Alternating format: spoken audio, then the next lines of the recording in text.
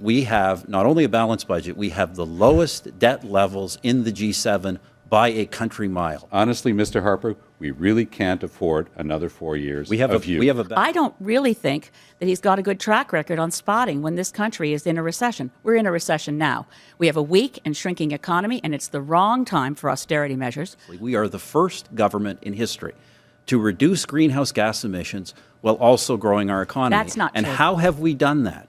We do that through a sector-by-sector regulatory approach where we regulate absolute reductions in emissions, and we do so in ways that we know will not kill jobs and will not burden taxpayers. Harper, the alternative presented by all of these other parties is, a moment ago they talked about landmark decisions by the Obama administration in the United States. They're pushing ahead with national regulations of coal-fired electricity.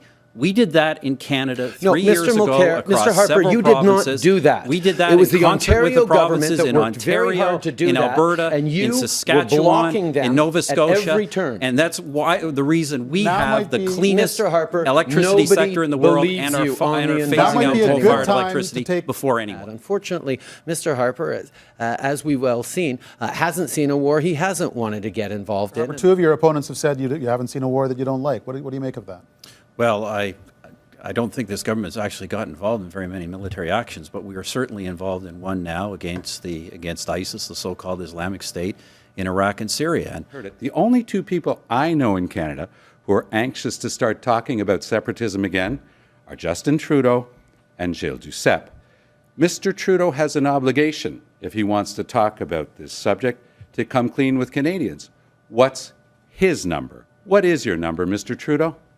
First of all, Mr. Mulcair, I don't question your patriotism. You haven't answered. The question is, the why is number, your policy Justin? So reckless? You want a number, Mr. Yeah, Mulcair? I'll give you a number. 9. My number is 9.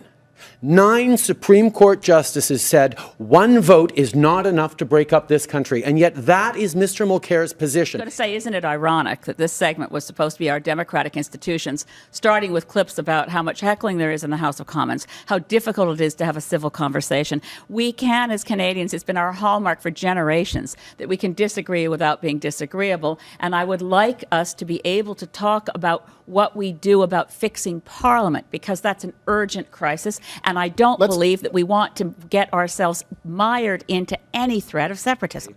We do want to get rid of the Senate. Abolition, pure and simple. Mr. Trudeau thinks we need better senators. I think we need only former senators.